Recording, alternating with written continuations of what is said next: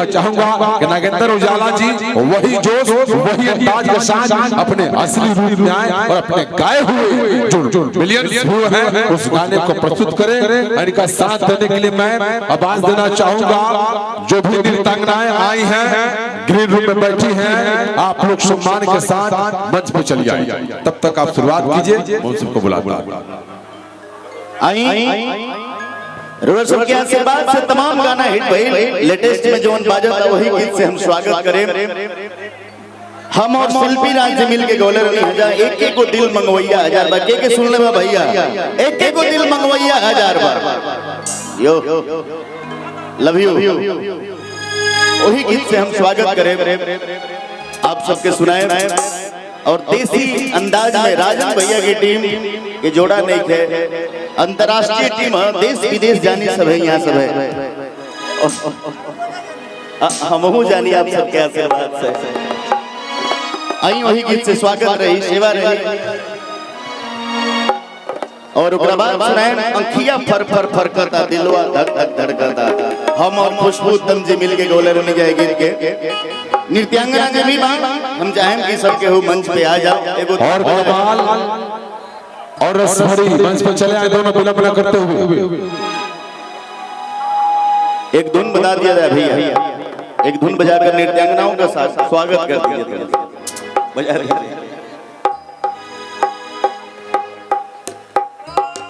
रसभरी और कमाल बिला बिला करते हुए मंच पे चले आए जो भी डांसर हैं प्रोग्राम में हुए।